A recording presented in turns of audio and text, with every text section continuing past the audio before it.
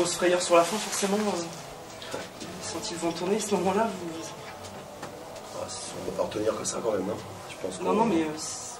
Je pense que quand on se crée autant d'occasions qu'on s'est créé et qu'on n'arrive pas à concrétiser, on est à la merci d'un fait de jeu. Voilà. Donc c'est ce qui est arrivé. Et heureusement pour nous, la logique a quand même été respectée sur l'ensemble du match, je pense. Voilà. Et tant qu'on mène 15-0 à domicile, il arrive ce qui arrive souvent. Vous avez fait une très bonne première mi-temps, notamment. Oui, une bonne première mi-temps. On s'est créé pas mal d'occasions. On aurait dû être un peu plus attentif sur les enjeux. Je pense qu'on aurait pu encore faire beaucoup mieux. Je crois que c'est encourageant pour la suite. Et puis ça montre aussi qu'il y a encore beaucoup de travail à faire. Et que, contrairement à ce qu'on aurait pu penser, il n'y aura pas d'équipe et pas de match facile. Parce que l'équipe d'Épinal nous a posé quand même pas mal de problèmes. Voilà. Satisfait du résultat, de la manière aussi, parce que le tout c'est d'avoir des occasions, après il va falloir les mettre maintenant. Jackie, 2 victoires en 2 matchs, je pense que les voyants sont ouverts côté du Racing. Ouais, mais les voyants sont ouverts contre une équipe qui aurait dû descendre l'année dernière, contre une qui vient de monter. Donc c'est un bon départ, et c'est bien ce que j'ai escompté, même si je n'ai pas trop dit. Parce qu'on a vu qu'il n'y a pas tellement de vérité. Maintenant on a un match difficile qui nous attend à Paris FC, et là on pourra déjà juger si on confirme nos deux premiers matchs et nos 2 victoires. Ouais, pour vous c'est vraiment le premier test Paris FC Ouais, je crois que Paris FC a fait des efforts colossaux pour recruter un certain nombre de joueurs de Ligue 2, et que là ça va être un bon test pour nous. Bon, en tout cas vous avez été entendu ce soir, plus de 11 000 spectateurs officiellement, même si on avait plus dans le stade. Ça a dû vous faire plaisir ça?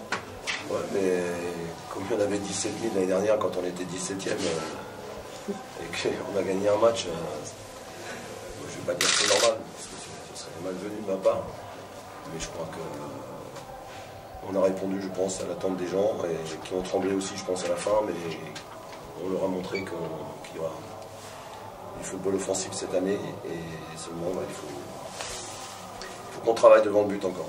4 buteurs différents de match. Ouais, et puis des choix pour moi à faire. Alors ceux qui jouent pas sont pas contents, ceux qui sortent sont pas contents. Je pense que c'est bien, ça va mettre un petit peu de piment à l'entraînement. Et voilà, donc s'il y a plusieurs possibilités, je pense que c'est mieux qu'un seul joueur, parce que si on a un seul joueur et qu'il est à l'infirmerie, ça posera problème. Là, le danger peut venir de partout. Et puis on n'a pas pris de but. Donc ça, je crois que c'est important aussi. Vous pensez à Stéphane Bauken quand vous dites un joueur pas content sortir? On l'a vu, Non, il n'y a pas que lui qui est sorti. Mais lui avait l'air de quand même vraiment faire la tête. Ouais, mais j'ai pas fait attention. Franchement, j'étais en train de regarder autre chose, et quand mes entraîneurs me sortaient, quand j'étais joueur, j'étais pas content non plus, donc je peux le comprendre. Puis satisfait du recrutement, puisque sur les 4 buts, c'est 3 recrues qui ont marqué. Ouais,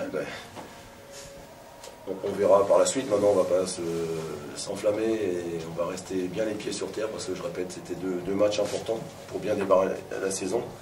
Et on parle toujours d'ambiance dans le vestiaire, et l'ambiance elle peut être bonne que si ça se passe comme ça. Donc espérons que ça va continuer le plus longtemps possible. On est le 15 août, il reste 7 jours pour une recrue. Vous espérez avoir quelqu'un la semaine prochaine à l'essai? Bah ouais, on espère toujours. Hein, ça me compliquerait encore la tâche. Parce qu'il manque 4 joueurs qui sont potentiellement des titulaires aussi.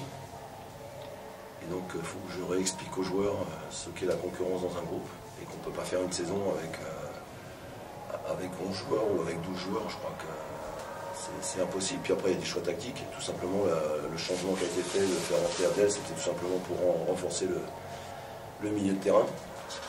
Parce qu'on était un petit peu en difficulté dans le dernier quart d'heure. Voilà, c'est un choix tactique, et tout le monde doit l'accepter. Après le choix, c'est vrai, c'était entre 3 joueurs. Il y avait soit choisir la puissance, soit choisir la vitesse pour rester sur le terrain. Voilà, on a fait un choix, et puis c'est comme ça. Mais bon, je crois qu'il n'y a aucun problème, et je préfère avoir des joueurs qui soient déçus quand ils sortent, plutôt que des joueurs qui s'en fichent, comme ça a été le cas il n'y a pas très longtemps. Juste une question, Jackie, on parlait du public, le scénario là, de fin de match avec ce pénalty, justement, c'est un scénario idéal pour le public, il y a un petit peu de ferveur. On l'a fait exprès d'ailleurs. Non, mais ça montre que le public est prêt à s'enflammer dès qu'il sent que l'équipe fait ce que le public attend. Je pense que les joueurs ont mouillé largement le maillot et pas seulement à cause de la pluie. Voilà, et donc à partir de là, je crois qu'il y aura l'osmose qui se fera entre le public et l'équipe. Une pelouse un peu difficile aussi ce soir, hein, ça peut faciliter les choses. Hein.